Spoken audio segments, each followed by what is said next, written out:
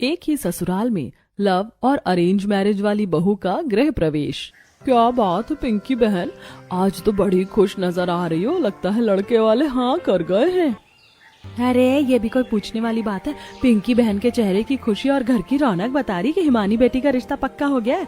क्यों पिंकी, सही कह रही हूँ ना मैं? हाँ हाँ बहन, सही कह रही हो तुम। आए थे लड़के वाले और बात पक्की करके गए हैं। अब मेरी बेटी है ही इतनी संस्कारी और इतनी अच्छी कि कोई मना कैसे कर सकता है। हाँ सही कह रही हो तुम। तो फिर दावत का क्या जुगाड़ है? ऐसे ही सूखे में डाल दोगी क्या? अरे नहीं, सारी तैयारियां हैं। तुम दोनों जरा घर के अंदर तो आओ।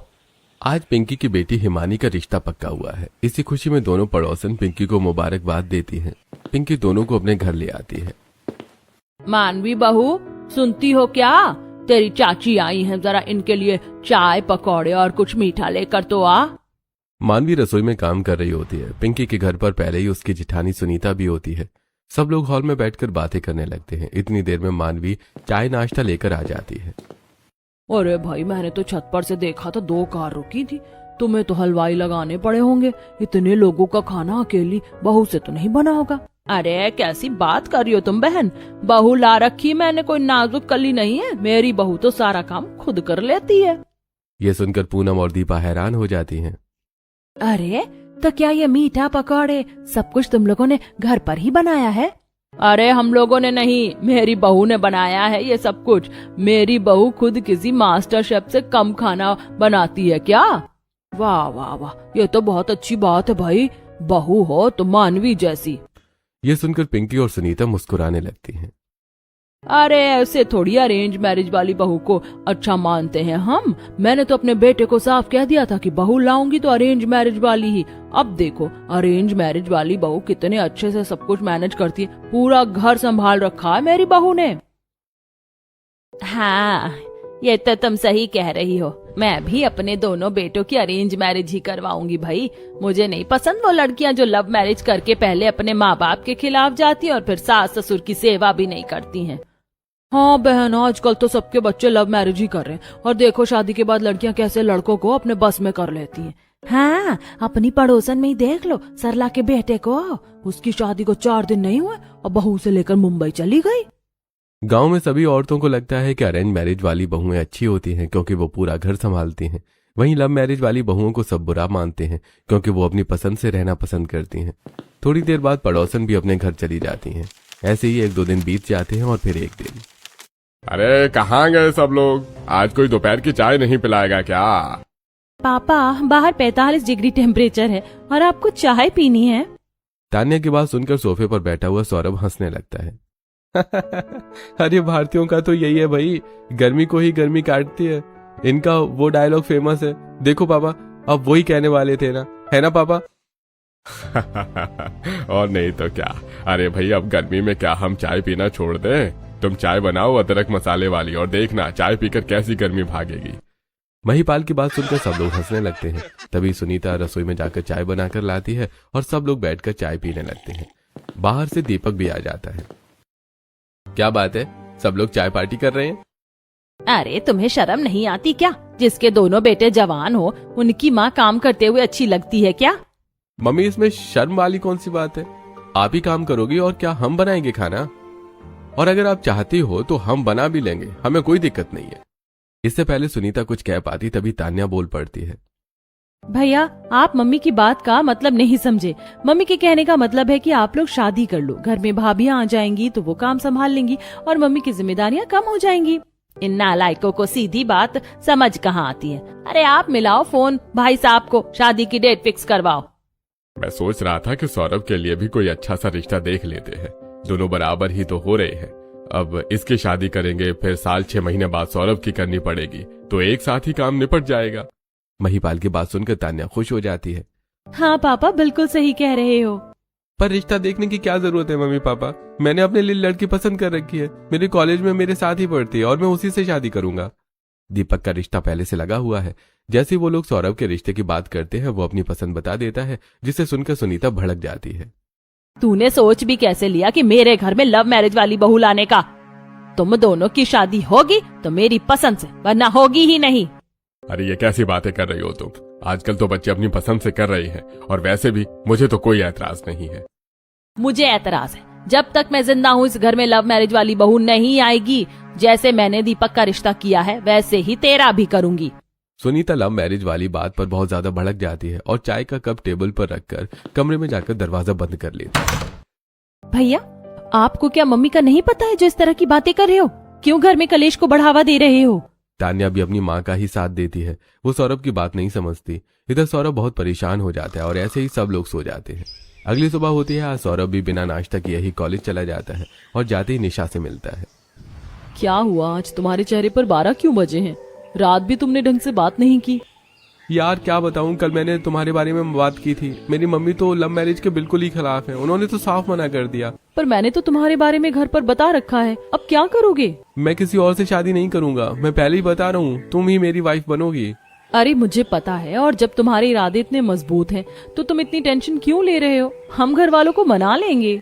निशा सौरभ को समझाती है। ऐसे दोनों कॉलेज में क्लास करते हैं और फिर घर आ जाते हैं। 1-2 दिन बीत जाते हैं।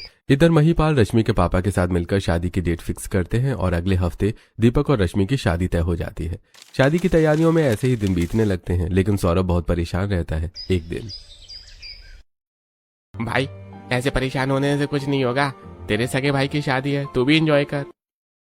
यार निशा के घर रोज रिश्ते आ रहे हैं। क्या मैं उसे किसी और के लिए छोड़ दूं? कुछ तो समाधान होगा ना यार। कुछ सोच, क्या करूं मैं? विशाल थोड़ी देर सोचता है और फिर कहता है, मेरे पास एक आइडिया है। क्यों ना तुम अपने भाई की शादी वाले दिन ही निशा से मंदिर में शादी कर लो, और जब तुम्हारी भाभी का गृह प्रवेश होगा तुम भी निशा को लेकर चले जाना।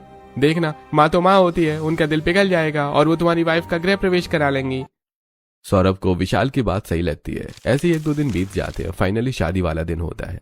इतना काम फैला हुआ है, पता नहीं सौरभ भैया कहाँ हैं। इस लड़के को तो एक भी काम की परवाह नहीं है। सौरभ घर पर नहीं होता। शादी वाले दिन वो निशा को मंदिर में ले जाकर शादी कर लेता है। इधर घर वालों को लगता है कि शायद अपने दोस्तों के साथ ही नाच रहा होगा। शाम होती है। जब रश्मि का गृह प्रवेश होने लगता है, सौरभ भी निशा को लेकर आ जाता है। भैया, ये आपने क्या किया?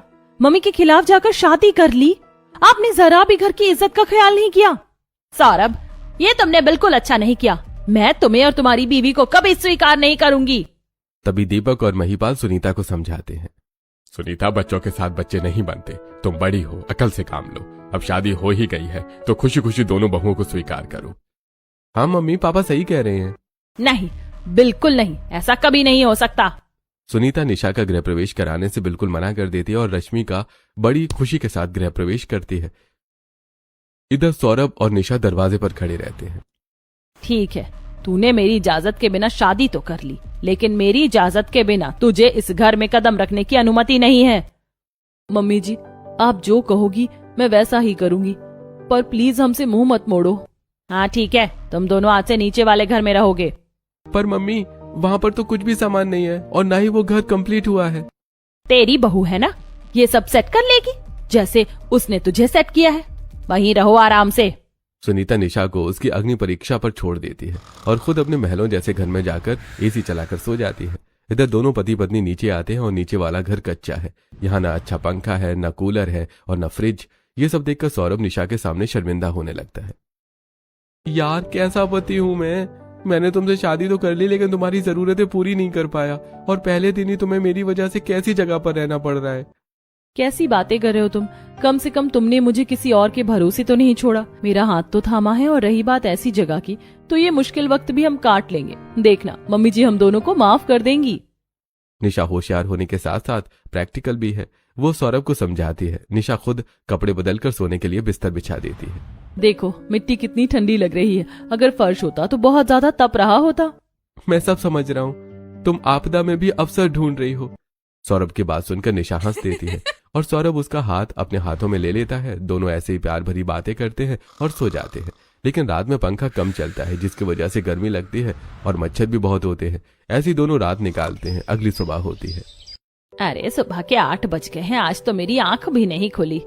शादी की थकान के बाद सुनीता की आंख सुबह जल्दी नहीं खुलती। जैसे वो 8 बजे उठकर हॉल में जाती है तो अरे दीपक, रश्मि, उठ जाओ। तानिया, तुझे कॉलेज नहीं जाना क्या आज? कब तक सोते रहोगे तुम लोग? इस घर में तो मेरे बिना कोई काम नहीं हो सकता। तभी तानिया अपने कमरे से बाहर आती है। मम्मी मैं तो उठ गई थी 7 बजे, 9 बजे मुझे कॉलेज जाना है, असाइनमेंट सबमिट करवाने हैं, लेकिन आप भाभी को तो देखो अभी तक नहीं उठी हैं। अरे उठ जाएंगे, चल नीचे वाली का देख तो क्या हाल हो रहा है। दोनों माँ बेटी ऊपर से झांक कर देखने लगती हैं। देखना इतनी गर्मी में ये लव मैरिज वाली लड़की रह ही नहीं पाएगी और भैया को छोड़कर भाग जाएगी। हाँ उतर जाएगा आशिकी का बुखार सिर से। दोनों माँ बेटी सोच रही हैं कि निशा को जितना हो सके उतना परेशान करें ताकि वो खुद ही सौरभ को छोड़कर चली जाए, लेकिन निशा छोड़कर भागने वालों में से नहीं है। इधर थोड़ी देर बाद रश्मि भी उठ जाती है। आज तो बहू की पहली रसोई है, आज तो अच्छी अच्छी चीजें खाने को मिलेगी। भाभी आज बताओ तो क्या बनाने वाली हो? भाई मुझे तो शाही पनीर खाना है और साथ में लच्छे पराठे भी। रश्मि हंसते हुए वहां आती है। हाँ जी जरूर, जो आपका मन करेगा मैं वही बना दूंगी। रश्मि रसोई में जाती है। ससुराल में पहले दिन खुशी खुशी रश्मि बहुत अच्छा खाना बनाती है। उसने नाश्ते में आलू के पराठे और मटर पनीर, चावल और मीठे में सूजी का हलवा बनाया है। अरे वाह, खाना तो बहुत अच्छा बनाया है, मजा आ गया। हाँ भाभी सच में बिल्कुल वैसा ही पनीर बनाया है जैसा मैं खाती हूँ। अरे इसीलिए तो लोग अरेंज मैरिज वाली बहू लाते हैं भाई, घर लेकर तो अरेंज मैरिज वाली बहू ही चलती है, लव मैरिज वाली को देख लेना परेशान हो जाती है। सुनीता हर बात में अरेंज मैरिज और लव मैरिज वाली बहू का कॉन्सेप्ट बता देती है।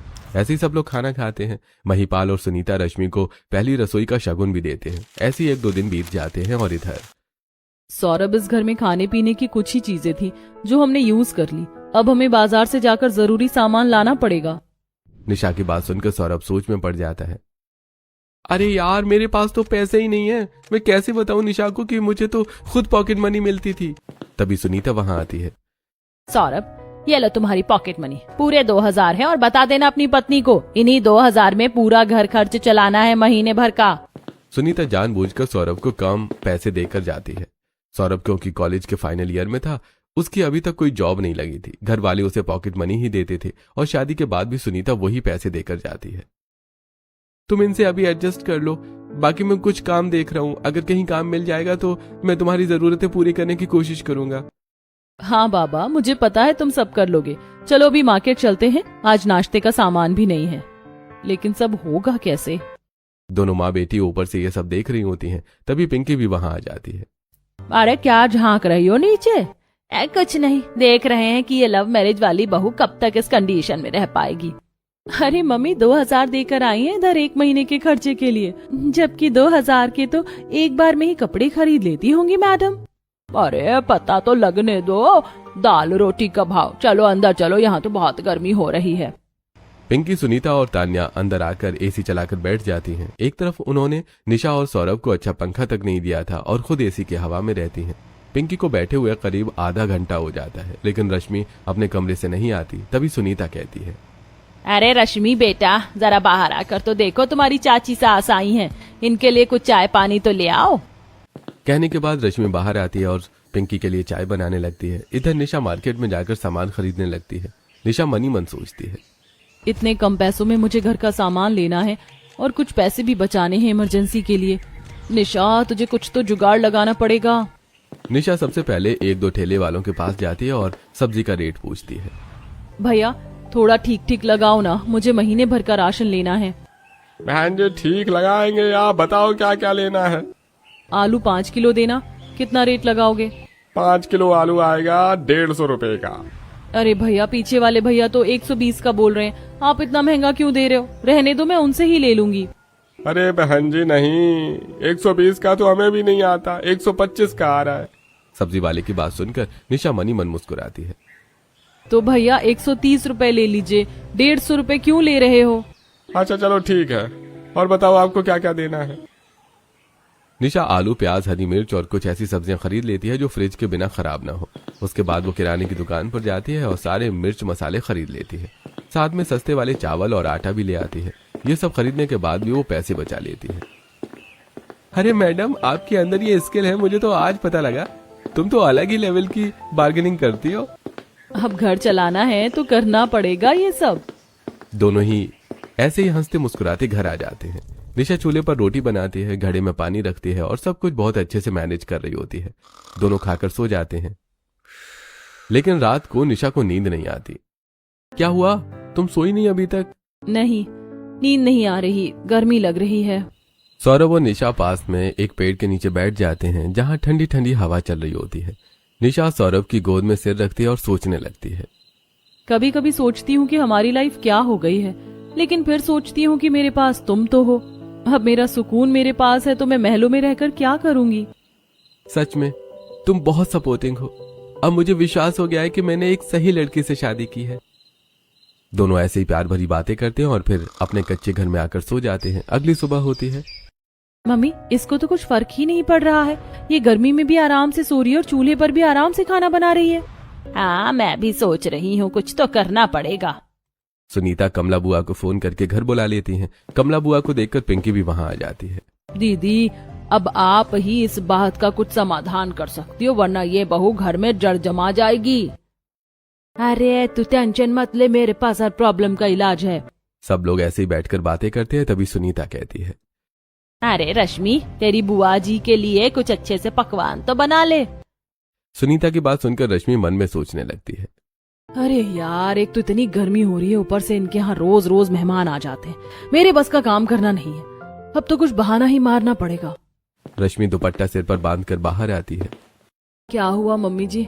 सिर में बहुत तेज दर्द हो रहा था, थोड़ा आराम कर रही थी। अरे बेटा, मैं तो कह रही थी कि गेस्ट आए हैं घर पर, खाना बना ले, लेकिन तेरी तबीयत ठीक नहीं है तो तू आराम कर। इतने में कमला बोल पड़ती है। अरे बहू को क्यों परेशान कर रही है? लव मैरिज वाली से बनवाएंगे ना खाना। ये सुनकर तो रश्मि बिल्कुल खुश हो जाती है। हाँ, ये सही रहेगा, चलो वहीं चलते हैं। सुनीता जानबूझकर सब लोगों को निशा के घर ले जाती है और जाते ही कहती है, सौरभ, बोल दे तेरी बहू को 4-5 लोगों के लिए खाना बना ले, घर पर मेहमान आए हैं। इन सबको एक साथ अचानक देखकर निशा सोचने लगती है। अरे यार, आज तो गई। एक तो ये सारा ईंधन भीगा हुआ है, ऊपर से इतनी गर्मी में चूल्हे पर खाना कैसे बनाऊंगी। पर नहीं, हारना नहीं है, तुझे सब करना है। निशा पहले सबको बड़े प्यार से बिठा देती है और फिर घड़े का ठंडा ठंडा पानी पिलाती है। बुआ, मम्मी जी, आप लोग जब तक बातें कीजिए, मैं आपके लिए कुछ अच्छा सा खाने को बना देती हूँ। निशा दिमाग लगाकर खाना बनाने लगती है। पहले आग जलाने के लिए कुछ कागज वगैरह डालकर चूल्हा जलाती है, जिससे गीला ईंधन भी सूख जाता है और अच्छे से जलने लगता है। 2-3 घंटे गर्मी में मेहनत करने के बाद निशा सारा खाना तैयार कर लेती है। अगर खाना तैयार है तो मैं सबको परोस दूं। पर खाना हम देंगे किस चीज में? हमारे पास तो बस एक थाली, 2 कटोरी और 2 चम्मच ही है। अरे ये तो हमने सोचा ही नहीं। पर मेरे पास आइडिया है। तुम एक काम करो, पानी पीने के लिए डिस्पोजल ग्लास ले आओ, बाकी मैं देख लूंगी। सौरभ पास की दुकान से डिस्पोजल ग्लास लेकर आता है।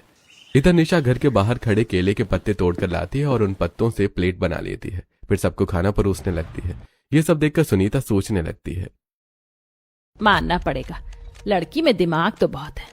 सब कुछ बहुत अच्छे से चल रहा है। देखो कैसे ट्रेडिशनल तरीके से और कितने प्यार से सबको खाना खिला रही है। सुनीता को निशा की मेहनत और डेडिकेशन सब कुछ बहुत अच्छा लगता है, उसका काम करने का तरीका भी। लेकिन फिर भी वो उसके सामने कुछ नहीं जताती। तभी कमला पिंकी के कान में कहती है, अरे ये तो हमें शिकायत का मौका ही नहीं दे रही। दीदी, ऐसे तो मजा नहीं आएगा, कुछ तो करना पड़ेगा। रुक, अभी कुछ सोचते हैं। तभी कमला बोलती है, अरे बेटा, खाना तो तूने अच्छा बनाया है, पर पानी कहाँ रखा? पानी तो दिया ही नहीं तूने। बुआ जी, अगर पहले पानी डालकर रख देती तो वो गर्म हो जाता। मैं आपको ठंडा ठंडा पानी दे देती हूँ ना। निशा सबको पानी दे देती है, मगर फिर भी कमला उठकर चलती है और घड़े के पास जाकर जानबूझकर घड़ा गिरा देती है। अरे घड़ा तो फूट गया। मुझे तो प्यास लगी है, जल्दी निशा मुझे पानी ला कर दो। अब कहाँ से लाकर देगी पानी? घड़ा तो फूट ही गया। एक तरफ ये लोग निशा में कमी ढूंढने की कोशिश कर रहे थे, तो वहीं निशा हर काम अच्छे से कर रही है। अरे चाची रुको, हमारे पास दूसरा घड़ा है, मैं अभी पानी लेकर आती हूँ। निशा कमरे से दूसरे घड़े से पानी लाकर दे देती है और इस तरह इन तीनों को कुछ भी कहने का मौका नहीं मिलता। ये तीनों खाना खाकर वापस आ जाती हैं। इधर तान्या इनका इंतजार कर रही थी। हाँ जी, कैसा रहा सब? खा लिया खाना? खिलाई होगी धुएं में सिकी हुई रोटियां। अरे हट, जैसा सोच कर गए थे वैसा कुछ भी नहीं हुआ। उसने तो सब कुछ बहुत अच्छे से कर रखा है। ये सुनकर तान्या भी परेशान हो जाती है। तभी महिपाल कहते हैं, अरे भाई, वो भी बच्ची है। तुम जो ये सब उसके साथ कर रही हो ठीक नहीं कर रही हो। तुम्हें अपनी दोनों बहुओं को एक ही नजर से देखना चाहिए। सुनीता महिपाल की बातों का कोई जवाब नहीं देती और कमरे में चली जाती है।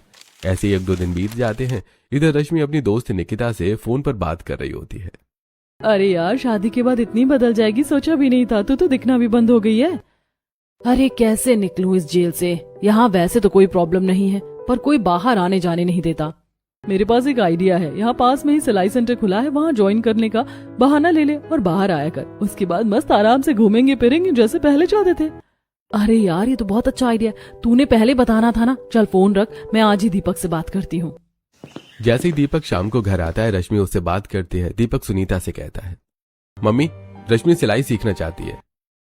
अरे बेटा, हमें क्या प्रॉब्लम होगी। तेरा जो मन है तू कर, आराम से जा। वैसे भी सिलाई सीख लेगी तो फायदा ही होगा। सुनीता रश्मि को सिलाई सेंटर जाने की परमिशन दे देती है। रश्मि घर से संस्कारी बहू बनकर सिलाई सेंटर के लिए निकलती है और वहां पहुंचते ही कपड़े बदल लेती है। फिर अपने दोस्तों के साथ घूमने फिरने और पार्टी करने निकल जाती है। अरे यार, कितना अच्छा लग रहा है। शादी के बाद पहली बार घर से निकली हूँ। क्यों, तेरे पति और तेरी सास जाने से मना करते हैं क्या? नहीं, ऐसा नहीं है। बस उनको लगता है कि बाहर घूमने फिरने वाली लड़कियां अच्छी नहीं होती। स्पेशली अरेंज मैरिज वाली बहू घर में रहती है। ओह गॉड, हमारी सोसाइटी के लोगों की मेंटालिटी कभी चेंज नहीं हो सकती। चलिए सब छोड़, खूब एंजॉय करेंगे। आज तो पिज्जा बर्गर सब खाएंगे। ऐसे दिन बीतने लगते हैं। रश्मि अपनी लाइफ फुल एंजॉय कर रही थी। जब घर का काम करना होता है तो वो बीमारी का बहाना बना लेती है और काम के टाइम सेंटर भाग जाती है, जबकि वो एक भी दिन सेंटर नहीं जाती बल्कि अपनी दोस्तों के साथ बाहर एंजॉय करती है। इधर इनकी शादी को 1 महीना हो जाता है। सुनीता सौरभ और निशा के पास आती है। मम्मी जी, आपने मुझे 2000 रुपए दिए थे, ये लीजिए 500। मैंने 1500 में ही पूरा महीना चला लिया। मम्मी, अब तो आप मान गई ना। निशा में एक अच्छी बहू बनने के सारे गुण हैं। देखो, आपने जो जो कहा उसने सब कुछ बहुत अच्छे से किया।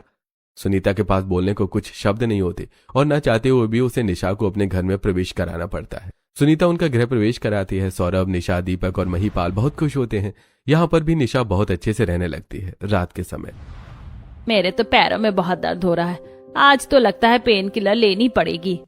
सुनीता की बात निशा सुन लेती है। निशा तुरंत कमरे में जाकर सुनीता के पैर दबाने लगती है। अरे ये क्या कर रही हो तुम? आपके पैरों में दर्द है ना, तो पैर दबा रही हूँ। पेन किलर लेना अच्छा नहीं होता। आप लेट जाइए, दबाने से आपको आराम मिलेगा। निशा बहुत अच्छे से सुनीता के पैर दबाती है। सुनीता मन में सोचने लगती है, जिस बहू को मैंने हमेशा सर आंखों पर चढ़ा कर रखा, उसने कभी मेरे पैरों को हाथ नहीं लगाया और इसको तो मैंने कभी वो प्यार दिया ही नहीं। ये फिर भी मेरी इतनी सेवा कर रही है। अपने अच्छे कामों से निशा सुनीता के दिल में जगह बना लेती है, लेकिन सुनीता के मन की बात अभी होठों पर आने में शायद समय लगेगा। ऐसे ही दिन बीतने लगते हैं। एक दिन, सौरभ, मैंने एक कंपनी में जॉब के लिए अप्लाई किया था और देखो मेरा ऑफर लेटर आ गया है। तुम प्लीज घर पर बात करो ना, मैं ज्वाइन कर सकती हूँ क्या? यार, अगर मम्मी कहेंगे तो ज्वाइन कर लेना। वैसे भाभी तो जाती हैं बाहर सिलाई सीखने, तुम्हें भी मना नहीं करेंगे। मैं बात करता हूँ उनसे, शायद मान जाएं। अगले दिन सौरभ सुनीता से निशा की जॉब के बारे में बात करता है। अगर भाभी जॉब करेंगी तो घर का काम कौन करेगा? दीदी, आप घर के काम की टेंशन मत लीजिए। मैं सुबह नाश्ता बनाकर जाया करूंगी और डिनर आकर बना लूंगी, और बीच में भाभी हैं तो सही, लंच वो बना देंगी। अरे हाँ बेटा, तुम तो बिल्कुल सही सोच रही हो। तुम आराम से अपना काम ज्वाइन करो, घर के काम की टेंशन मत लो। हाँ ठीक है, अगर सब कुछ मैनेज कर लोगे तो मुझे क्या दिक्कत होगी। निशा सुबह जल्दी उठती है, पूरा घर साफ कर देती है, नहाकर पूजा पाठ करती है, फिर सबके लिए चाय नाश्ता बनाती है। उसके बाद अपना लंच बॉक्स रेडी करके ऑफिस चली जाती है। ऐसे दिन बीतने लगते हैं। एक दिन निशा ऑफिस से आ रही होती है। अचानक उसकी नजर एक कार में बैठी कुछ लड़कियों पर पड़ती है, जिसमें रश्मि भी होती है। अरे, ये तो जेठानी जी हैं, और ये इतने मॉडर्न कपड़े पहनकर कहाँ जा रही हैं? घर से तो ये सिलाई पर जाने का कहकर निकलती हैं और साड़ी पहनकर जाती हैं। मतलब चक्कर कुछ और ही है। निशा को पता लग जाता है कि रश्मि घर में संस्कारी बनने का नाटक करती है, जबकि बाहर अपने दोस्तों के साथ मजे कर रही है, वो भी घर पर झूठ बोलकर। लेकिन वो घर आकर भी कुछ नहीं बताती। ऐसे ही दिन बीतने लगते हैं। एक दिन तान्या फोन पर बात कर रही होती है। तुम मेरी बात समझो, मेरे घर में लव मैरिज अलाउड नहीं है। अरे भाई, तुम्हारे भैया ने तो की है ना, हम भी कर लेंगे। अरे किस मुंह से कहूँ, जब मैं ही उनकी लव मैरिज के खिलाफ थी। निशा बालकनी में कपड़े सुखाने के लिए जाती है। वो तान्या को वीडियो कॉल पर बातें करते हुए सुन लेती है और उससे कहती है, दीदी, जरूरी नहीं जो आपने किया वही हम आपके साथ करें। अगर आप सच में निखिल को पसंद करती हो तो मैं आपका पूरा साथ दूंगी। मम्मी जी को मना भी लूंगी, केवल इसलिए कि घर वाले नहीं मानेंगे। आप अपने प्यार को मत छोड़ो। जिस तान्या ने निशा को कभी फूटी आंख नहीं भाया, आज वही निशा तान्या को समझाकर चली जाती है। तान्या को अपने किए पर रिग्रेट होता है, लेकिन वो किसी को कुछ नहीं कहती। ऐसे ही 1-2 दिन बीत जाते हैं। एक दिन, अरे सुनते हो क्या, सुनार के पास चलना है, कुछ गहने उठाकर लाने हैं और कुछ पैसे भी देकर आने हैं। हाँ भाई, फोन तो आया था, चलो फिर चलते हैं। सुनीता अपना बैग लेकर जाती है और दोनों सुनार के पास चले जाते हैं और गहने लेकर वापस आ जाते हैं। इधर शाम को सुनार जब सारे पैसों का हिसाब लगाता है तो अरे भाई, पैसे तो पूरे हैं, लेकिन ये एक अंगूठी कहाँ गई? मालिक, आज तो दुकान में उस बुढ़िया के अलावा और कोई आया ही नहीं। इसका मतलब वही हमारी अंगूठी चुरा कर ले गई। ऐसे कैसे कोई हमारे यहाँ सामान से अंगूठी चुरा कर ले जा सकता है? तुम अभी कार निकालो, हम उनके घर चलते हैं। सुनार अपने नौकर से कार निकलवाता है और शाम के 6 बजे ही सुनीता के घर आकर गाड़ी रोकता है। कार से उतरते ही सुनीता को आवाज लगाने लगता है। क्या हुआ, आप ऐसे जोर जोर से क्यों चिल्ला रहे हो? सुनार की आवाज सुनकर सभी लोग बाहर आ जाते हैं। पड़ोसी भी जमा हो जाते हैं। अरे बहन जी, आपको क्या शर्म नहीं आई? अपने गहनों के साथ आपने मेरी एक अंगूठी भी चुरा ली। ये क्या कह रहे हो आप? मैं आपकी अंगूठी क्यों चुराऊंगी? मैं तो बस अपने गहने लेकर आई हूँ, वो भी पैसे देकर। हाँ भाई साहब, आपको गलत फहमी हुई होगी। हम भला आपके सामान क्यों चुराएंगे? मुझे कोई गलत फहमी नहीं हुई है, मेरी अंगूठी तुम्हारे पास ही है। सुनार की बात सुनकर रश्मि सुनीता से कहती है, मम्मी ये क्या किया आपने? सब लोग देख रहे हैं। अगर आप अंगूठी उठाकर लाई हैं तो दे दो ना, तमाशा क्यों बनवा रही हो? ये सुनकर सुनीता को बहुत दुख होता है। अरे मैं कह रही हूँ ना, तुम्हें मेरी बातों पर विश्वास नहीं है। तभी निशा भी ऑफिस से वापस आ जाती है। ये सब क्या हो रहा है? सुनीता निशा को सब बताती है। आप टेंशन मत लो, मैं सुनार जी से बात करती हूँ। अंकल, आपके पास क्या सबूत है कि अंगूठी मम्मी जी ने ही चुराई है? क्योंकि मैंने शाम को हिसाब लगाया था तो पैसे पूरे थे, लेकिन एक गहना कम था और मेरी दुकान में आज इनके अलावा कोई नहीं आया। हो सकता है अंगूठी आपके दुकान पर आसपास गिर गई हो। बिना किसी पुख्ता सबूत के आप किसी पर ऐसे इल्जाम नहीं लगा सकते। वैसे भी आपकी दुकान में सीसीटीवी कैमरा तो लगे ही होंगे ना?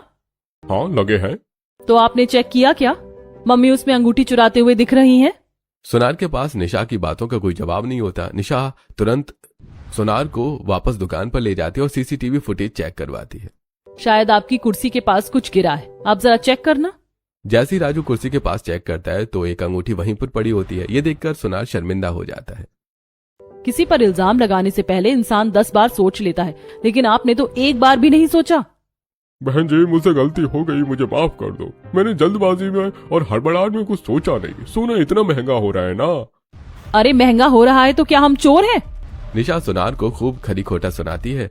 सुनार हाथ जोड़कर सुनीता से माफी मांगता है। उसके बाद सब लोग घर आ जाते हैं। तभी सुनीता मनी मन सोचने लगती है। जिस लड़की को मैंने कभी सास वाला प्यार नहीं दिया, आज उसने मुझ पर इतना विश्वास दिखाया, और जो हमेशा मेरे आसपास रहती है, जिसे मैं अपनी बेटी के बराबर प्यार करती हूँ, उसने मुझ पर इतना बड़ा इल्जाम लगा दिया। सुनीता को ऐसे सोचते हुए देखकर महिपाल कहते हैं, अरे किस सोच में पड़ गई हो? देखा, आज हमारी लव मैरिज वाली बहू ने कैसे सुनार को गलत साबित कर दिया, वरना हमारे तो घर के लोग ही हमें चोर समझने लगे थे। हाँ, मैं वही सोच रही हूँ। मुझसे बहुत बड़ी गलती हो गई। मैंने निशा बहू के साथ बहुत गलत किया, लेकिन अब और नहीं। सुनीता अपने कमरे से निकलकर निशा के पास जाती है और हाथ जोड़कर माफी मांगती है। बहू मुझे माफ कर दे। मेरी आंखों पर अरेंज मैरिज वाली बहू की पट्टी बंधी हुई थी, लेकिन अब मैं समझ गई हूँ, बहू अरेंज मैरिज करके आई हो या लव मैरिज करके, इंसान अच्छा होना चाहिए। मम्मी जी, देर आए दुरुस्त आए। आपको समझ तो आ ही गया, वरना कुछ लोग तो आपकी आंखों में धूल झोंक रहे हैं और बस ऊपर से अच्छा बनने का दिखावा कर रहे हैं। निशा की बात सुनकर रश्मि समझ जाती है कि शायद वो उसी की बात कर रही है। इधर निशा सुनीता को माफ कर देती है। थोड़ी देर बाद सुनीता अपने कमरे में चली जाती है। तभी रश्मि निशा के पास आती है, क्योंकि जिस दिन वो दोस्तों के साथ घूम रही थी उस दिन निशा उसे देख चुकी थी। देवरानी जी, मुझे माफ कर दो। मैं घर पर झूठ बोलकर जाती थी, लेकिन सच में मेरा यहाँ मन नहीं लगता था। पर वही है ना कि मैं तो अरेंज मैरिज वाली बहू हूँ, सबके सामने अच्छा बनना जरूरी था, इसीलिए मैंने ये सब किया। कोई बात नहीं, लेकिन घर वालों का विश्वास तोड़ना और अपने लिए समय निकालना दोनों अलग अलग चीजें हैं। आप बस इस बात का ध्यान रखना। मैं आपकी बात समझ गई हूँ, आगे से मैं ख्याल रखूंगी। निशा का बिहेवियर घर वालों पर इतना अच्छा प्रभाव डालता है कि वो उसके बिना कहे ही सबको अपनी गलती का एहसास करा देती है। इधर सौरभ की भी अच्छी कंपनी में जॉब लग जाती है और मौका देखकर निशा तान्या और निखिल की शादी की बात करती है और इस बार सुनीता मान जाती है। तान्या शादी करके अपने ससुराल चली जाती है और सब लोग प्यार से रहने लगते हैं। इससे हमें यह पता चलता है कि अच्छी बहू की पहचान लव या अरेंज मैरिज से नहीं बल्कि उसके किरदार और संस्कार से होती है।